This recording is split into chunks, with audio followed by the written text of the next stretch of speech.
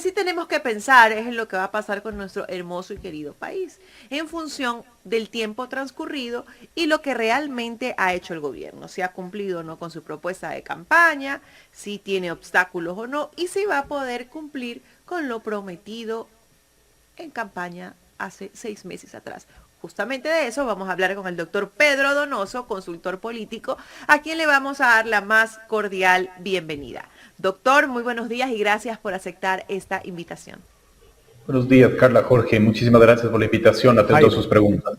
Jaime, perdóname. Ya a la edad mía ya es difícil acordarme los nombres, así que le pido disculpas.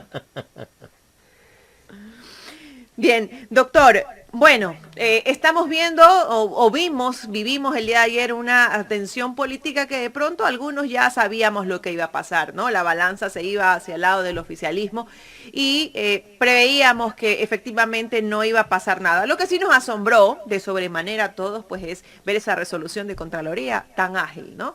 En todo caso, por ese lado, el presidente ha quedado blindado, pero eso no lo exime del resto de cosas que vienen un poco sacudiendo al país, como los gremios, los transportistas, el tema de la reforma tributaria, la falta de empleo.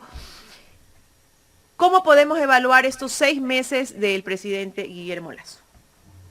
Bueno, yo siempre pregunto, ¿no es cierto?, cuando me piden hacer un análisis del gobierno, pregunto de cuál gobierno, porque hay dos gobiernos, ¿no es cierto? El primero, de los primeros 3 meses, y el segundo de los siguientes 3 meses. Es decir, estos 6 meses están partidos en 2 trimestres. Y el primero es en donde el gobierno logró manejar el contexto de una manera bien interesante. Logró reducir los niveles de pesimismo. Siempre los indicadores de pesimismo y de estado de ánimo son muy importantes de leer en la política, ¿no? Y, digamos, si nos vamos a cifras de ese datos, el gobierno logró, por ejemplo, bajar un pesimismo que en abril llegaba al 88%, y reducirlo en agosto 40%. Es decir, de 9 de cada 10 ecuatorianos en abril sintiéndose pesimistas del presente, ¿no es cierto?, a 4 ecuatorianos consultados sintiéndose pesimistas del presente en agosto. Sin embargo, hay un golpe de timón, que son, digamos, estas explosiones sociales que no tenían, digamos, calculados, que hacen que los niveles de pesimismo hoy regresen casi al mismo nivel de abril, ¿no? De acuerdo a Perfiles de Opinión, en su última encuesta, ¿no es cierto?, ya el pesimismo rodea el 80%. Entonces, creo que es supremamente importante poner en el contexto la lectura del gobierno, ¿no es cierto?, y ver qué es lo que está sucediendo y qué es lo que ha pasado, ¿no es cierto?, en la mitad de ese periodo para entender estas cifras y estos resultados. Bueno, dividido en dos, doctor, estos 3 primeros meses que fue de vacunación fue efectivamente exitosa y eso lo hemos reconocido todos. Pero después viene un quebranto a nivel gobierno, efectivamente por los problemas ya sociales que hay, pues, ¿no? El tema del levantamiento de la CONAIE, los transportistas, los gremios arroceros, los gremios de educación, y ya vemos que la gente no empieza a sentirse contenta y ha dejado un poco al lado la vacunación. Ya la vacunación no le sirve al gobierno para decir que estamos cumpliendo. Ya la gente quiere y aspira otro tipo de cosas. Y esa negativa se ha visto enmarcada por los diferentes proyectos de ley a los cuales la gente no siente que aportan al crecimiento económico ni social del país. Enmarcados en esos 3 meses de conflictos internos de la Asamblea, de los Pandora Papers, ¿qué podemos evaluar? ¿Qué podemos rescatar? ¿O simplemente tenemos que decir que ese gobierno que inició con optimismo, con una buena expectativa, ha ido pues bajando de una forma decreciente? Es interesante porque el fenómeno, diría yo, ¿no es cierto?, de la crecida de pesimismo, ¿no es cierto?, y que esto involucra finalmente a las cifras de aceptación del gobierno. Yo creo que, digamos, hipotéticamente podemos decir que se encuentra el Ecuador de la percepción, ¿no es cierto?, que era este Ecuador con alto optimismo, frente al Ecuador de la realidad, es decir, unas cifras sociales que usted bien ha señalado bastante complicadas, ¿no es cierto? Diario La Hora publicaba y decía 10.000 niños se quedan huérfanos producto de la pandemia, una tercera ola de migración, ¿no es cierto? Cifras, digamos, de desempleo casi bordeando el 6%, ¿no es cierto? Quito, Guayaquil y Cuenca siendo las ciudades con mayor tasa de desempleo, la inseguridad ni se diga, ¿no es cierto? La crisis carcelaria. Entonces, claro, lo que sucede es que el Ecuador de la percepción se encuentra con el Ecuador de la realidad. Y eso es lo que provoca finalmente que, ¿no es cierto?, el gobierno empiece a tener problemas para enfrentar este tipo de explosiones sociales que muchas veces ni siquiera tienen resolución. Es decir, por ejemplo, el problema de la inseguridad es un problema estructural de extrema pobreza, etcétera. No es cuestión de poner militares y policías en la calle. Lo que sí es responsabilidad del gobierno es su incapacidad política de materializar lo inmaterial. Es decir, el gobierno no entendió el timing y aprovechar ese timing, ¿no es cierto?, para poder cosechar una victoria electoral en este caso, que recoge el optimismo que se vivía durante los 3 primeros meses. ¿A qué me refiero? Por ejemplo, a una consulta popular. Ahora, veo que el gobierno, digamos, es incapaz también políticamente de poner en escena los planes que tiene. Por ejemplo, a mí me llama muchísimo la atención un gobierno que presenta un plan para enfrentar la inseguridad, pero que no cierre el ciclo, ¿no es cierto?, de la propuesta política, explicándonos cuál es su plan social, ¿no? Es decir, es muy difícil enfrentar la inseguridad sin un plan social, por ejemplo, ¿no? Los fracasos en la asamblea, etcétera, demuestran mucho que el gobierno, digamos, se queda en la incapacidad de construir estrategia política, de tener una estrategia política y sobre todo de entender cuáles son, ¿no es cierto?, las explosiones que vendrán en el 2022, que es un año por su característica muy complejo y ya hablaremos de ello. Bueno, desde mi análisis personal, el gobierno no ha tenido tampoco capacidad de improvisación para poder enfrentar todos estos problemas sociales y responder de la forma que se espera, ¿no? Porque obviamente nosotros esperamos un presidente líder que sea quien tome la batuta en el momento que se presenten problemas sociales, por ejemplo el de la crisis carcelaria, pero no vimos un presidente capaz de improvisar y que eso aporte incluso a la imagen de él, ¿no? Como líder, como buscar soluciones a aquellos problemas que se van a presentar en el camino, y eso para cualquier gobierno. Pero doctor... Solo permítame contradecirle en algo. Yo creo que más bien es de exceso de improvisación. Es decir, es demasiada improvisación. Cuando uno tiene una estrategia política, ¿no es cierto?, improvisa menos. Lo que usted dice es totalmente cierto. Es decir, lo que le falta al gobierno es su capacidad de reacción, ¿no es cierto?, basado en una estrategia y de entendimiento de lo que está sucediendo. Yo creo que también es gravísimo que en el Ecuador no entendemos lo que está sucediendo en el Ecuador cuantitativamente. No tenemos un censo poblacional, por ejemplo. Y usted me va a decir qué tiene que ver eso. El censo poblacional nos va a explicar cómo está sociodemográficamente ordenado el Ecuador. No sabemos, digamos, si hay más migración urbana-rural, cuáles son las cifras de muertos post-COVID. Es decir, es muy complejo gobernar un país que desconoces, ¿no? Y yo concuerdo con usted en ese sentido, ¿no? Es decir, la falta de estrategia política y la falta de una estrategia reactiva, una estrategia de administración de crisis, hace que el gobierno sea esclavo de una táctica netamente reactiva y de no marcar la agenda, ¿no? Los hechos sociales están marcando la agenda y eso creo que es lo grave. Bueno, sí, efectivamente vemos que el gobierno no tenía una capacidad comunicativa de manejo de crisis, porque simplemente se quedó mudo. Vimos a otros actores como el gobernador, como a la ministra de Gobierno, decir pues cosas como que el Ministerio de Gobierno no tiene nada que ver con el tema de seguridad, y ahí vimos algunas confrontaciones. Efectivamente es así. De pronto nos queda demostrado que el presidente no tenía un plan para cada sector como para llegar a la presidencia y tener un plan establecido para empezar a trabajar en cada sector, y sectores que ya venían siendo evaluados, porque usted sabe, doctor, el tema, por ejemplo, de la inseguridad y de la crisis carcelaria no es un tema de ahora, es un tema que lo vivimos también con Moreno. Sí, digamos, a mí me sorprende mucho, no sé si no tenía un plan o si lo tenía no lo aplica, o de una u otra manera, digamos, estar sentado ya en el ejercicio del poder es distinto que ver los toros de lejos o teorizar o establecer una problemática desde la teoría, ¿no? Yo solo quiero quedarme en un punto. Usted dice el gobierno no tuvo la capacidad de reacción de administrar la comunicación en crisis. Yo usualmente digo es al revés, es decir, no tuvo la capacidad de administrar la crisis. La comunicación en crisis es una partecita de una crisis finalmente, ¿no?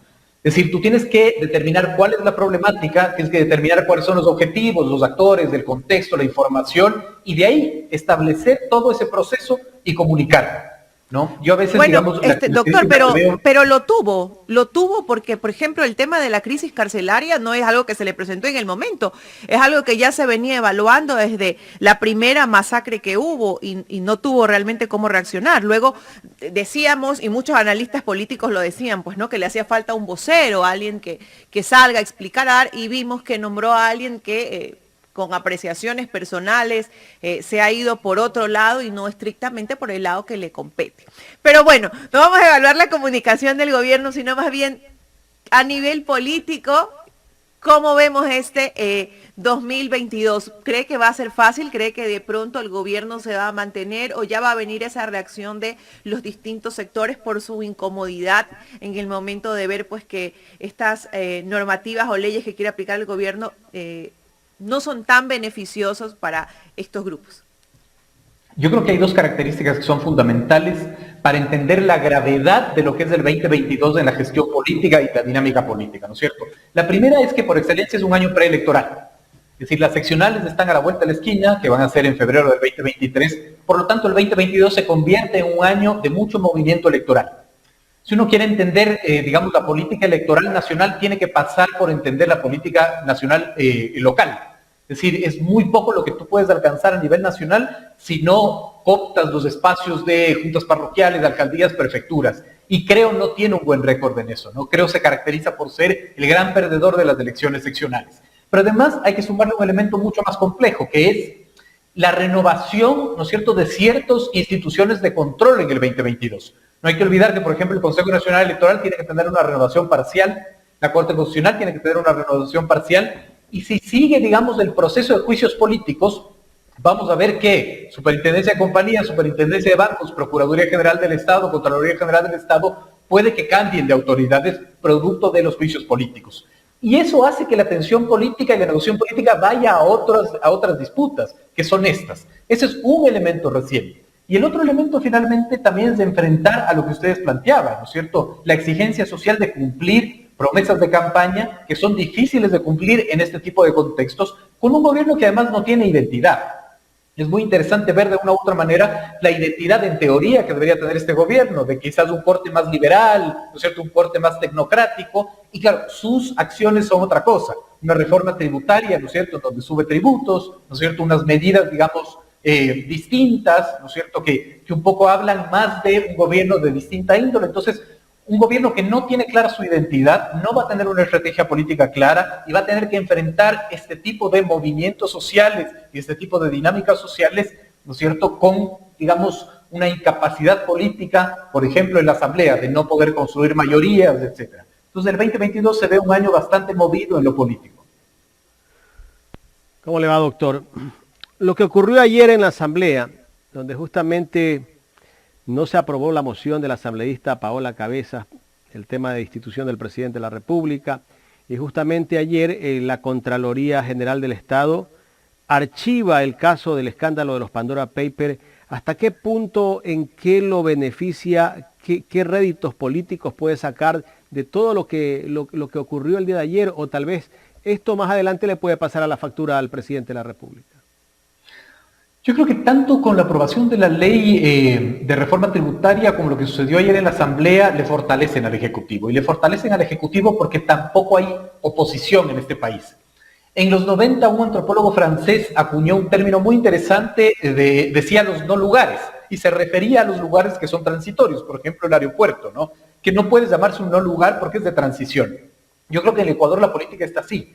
Ni la oposición ni el oficialismo están haciendo política, entendiendo a la política como la administración de los conflictos sociales, ¿no? Y hemos visto finalmente que, por ejemplo, ayer la oposición no entendió cómo se debe hacer política, ¿no es cierto? Enraizados, enfrascados en esta discusión de Pandora Papers, que sabían que no iban a ningún lado, en vez de establecer procesos de oposición que sean un poco más tangibles, que lleguen un poco más a la gente, ¿no? No puede ser en este país que haya desabastecimiento de medicinas y no se plantee un juicio político a los responsables, ¿no? Entonces, claro, ese es el problema. Es decir, que la debilidad de la oposición le fortalecen a un ejecutivo que en sí mismo es débil con este tipo de acciones y con este tipo de procesos, ¿no?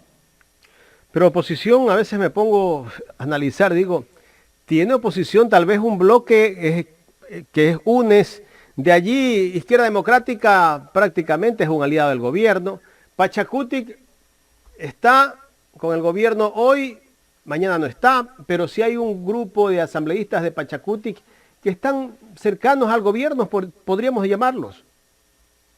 Sí, digamos, la composición de la Asamblea también es interesante. Cuando nosotros decimos oposición, tenemos que abrir el abanico. La oposición no es solo la relación formal e institucional con la Asamblea, la oposición también se hace desde la periferia, ¿no? Pero yo concuerdo con usted, es decir, está muy difícil leer cuál es la hoja de ruta de una oposición que a veces, digamos, se comporta como alianza y a veces se comporta como oposición. Es decir, la oposición es un arte bien complejo de hacer, no es sencillo. Porque ayer lo defendieron al presidente de la República. El bloque de la Izquierda Democrática defendió al presidente de la República. Justamente hoy lo entrevistábamos a Alejandro Jaramillo, el jefe de la bancada.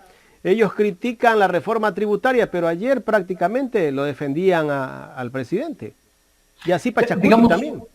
Sí, bueno, Pachacutic siempre es un enigma, siento yo, ¿no? Es decir, Pachacutic le damos una composición de varios asambleístas que muchas veces ni siquiera tienen relación real con el partido del movimiento indígena Pachacutic. Usted ve la entrevista, por ejemplo, que le hace un colega suyo periodista al doctor Vanegas y le pregunta qué significa Pachacutic y él no sabe ni siquiera responder, ¿no? Entonces, claro, Pachacutic es un enigma y yo siento que ese bloque siempre está a punto de quebrarse. Ahí la gran pregunta es del momento que se quiebre, ¿no es cierto?, las distintas tendencias a dónde irán a alimentar, a qué bloque irán a alimentar. Lo de la izquierda democrática, digamos, es interesante, es un fenómeno interesante, porque yo siento que ellos tienen, ¿no es cierto?, la espada de Damocles de pensar en las elecciones nacionales siguientes, ¿no es cierto?, con su candidato Herbas, etcétera. Entonces, intentan hacer oposición, pero se cuidan y al no tener esa identidad política también caen en estos errores.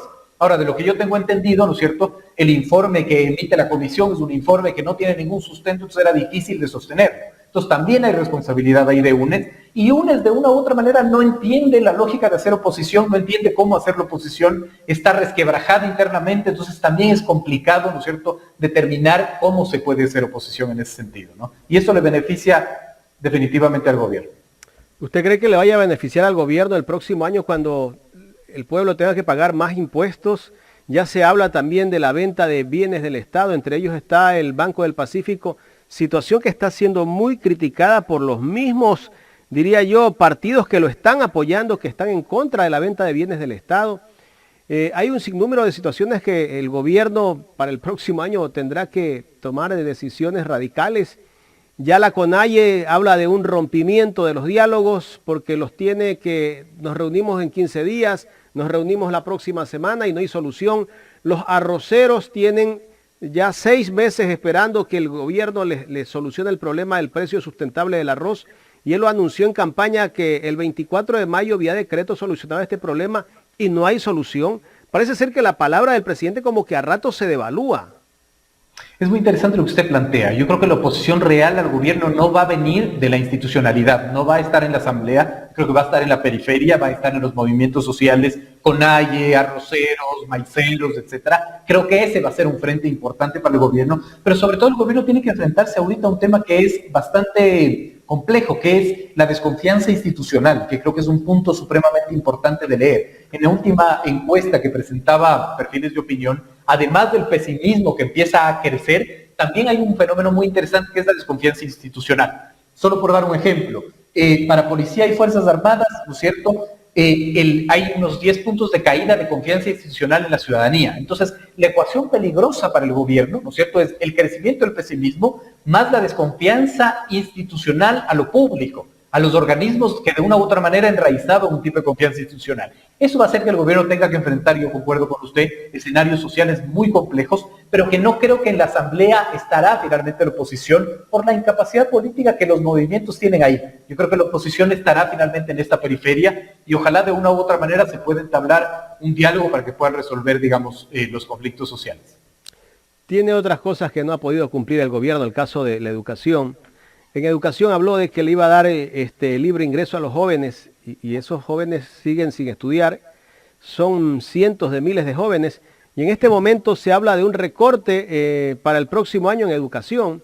En salud también hay recorte, pero el gobierno dice que más vale está aumentando el presupuesto para educación. Aquí en este momento no sabemos a quién creerle. Ya nos hablan los representantes de los organismos educativos de que hay un recorte, pero el gobierno dice que está incrementando el presupuesto de educación. En salud pasa lo mismo. En instituciones públicas, le cito una, en el caso de la Agencia Nacional de Tránsito, cuando antes usted un trámite para hacer cambio de propietario de un vehículo lo hacía de un día a otro, ahora tiene que esperar hasta 3 meses. Imagínese la situación que está pasando en las instituciones del Estado. El gobierno dice que va a seguir reduciendo el presupuesto en cuanto a las instituciones públicas. Habla de que va a bajar el presupuesto para el sector público. O sea, ¿de qué calidad de servicio nos habla también el gobierno? Lo que usted está planteando es muy importante, Jaime, porque hay que entender, ¿no es cierto?, que el proceso es como una ecuación. Es decir, si hay incertidumbre, ¿no es cierto?, si hay incertidumbre social, si la gente, digamos, empieza a ver que no hay respuesta a sus necesidades, eso suma al pesimismo. Y el pesimismo empieza a crecer y eso le resta margen de maniobra a un gobierno que necesita margen de maniobra para actuar. Y después, finalmente, la incertidumbre más el pesimismo suman la desconfianza institucional pública. Entonces, no va a ser un año fácil para un gobierno, que además, y esto nosotros, desde el gabinete estratégico que yo dirijo, una semana, 2 semanas antes de la segunda vuelta, hicimos un indicador bien interesante, que era cómo Lasso gana votos, pero pierde en gobernabilidad, porque abre el abanico de propuestas que muchas veces no eran fáciles de cumplir. Y eso tiene que ver también con la identidad, ¿no? Entonces, claro, esa ecuación hace que de una u otra manera, si el pesimismo crece, ¿no es cierto?, la ciudadanía empiece de una u otra manera a sentir la necesidad de salir a reclamar, y esos son los estallidos sociales que se van a dar. Pero visto el escenario, el tablero político, yo veo que la oposición va a estar en la periferia de los movimientos sociales y no en la oficialidad de las instituciones como la Asamblea Nacional, por ejemplo. Es una gran verdad. Vamos a ver qué va a pasar el próximo año, que la gente está preocupada. El desempleo en el país es producto también de la violencia que existe tanto en las calles como dentro de las cárceles. Aquí se habla de bajar la inversión pública. Eso creo que también va a significar de que no se va a reactivar el empleo. El gobierno ha dicho que se han reactivado más de 275,000 puestos de trabajo, pero hemos conversado con expertos, analistas en el tema laboral, y ellos nos hablan de que este es un efecto rebote.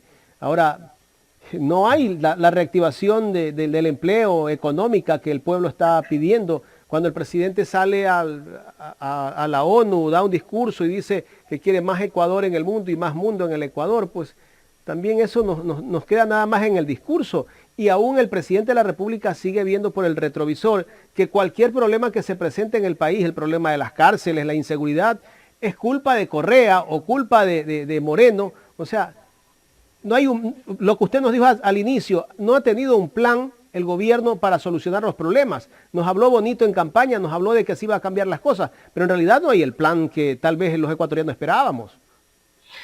Sí, y además yo creo que hay un elemento que es fundamental, que es el peor daño que se le hizo al gobierno fue hablar de un efecto Lasso. No sé si usted recuerda las primeras semanas, ¿no? ¿Por qué? Porque la expectativa es el peor enemigo de los políticos, finalmente. Cuando tú tienes alta expectativa, ¿no es cierto?, tienes una exigencia ciudadana mayor de problemas que son muy difíciles de resolver. Es decir, también, digamos, hay que reconocer que la situación que hereda Lasso, ¿no es cierto?, es bastante complicada. Es situación macroeconómica compleja, una crisis sanitaria, unos problemas, digamos, con el tejido social roto, que fue la herencia de un desgobierno como el gobierno de Moreno, ¿no es cierto?, que provocó que los niveles de pesimismo lleguen a unos niveles increíbles. Ahora, concuerdo con usted que de una u otra manera la estrategia debe ser mucho más agresiva del gobierno para plantear, ¿no es cierto?, soluciones mucho más integrales, como decíamos, ¿no? Y claro, la exigencia sí le va a pasar factura porque el efecto Lasso generó un nivel de expectativa que se creyó que de una u otra manera el problema, por ejemplo, el desempleo se iba a resolver de manera mágica, y no es sencillo resolverlo, ¿no? Habrá que ver si la receta que está planteando el gobierno funciona y si los más de 1.900 millones de dólares que va a recaudar con esta reforma tributaria los transforma, como usted dice, en inversión pública y se puede ver una mejora, digamos, en los servicios públicos. Si no, yo creo que el escenario es bastante complejo para el gobierno.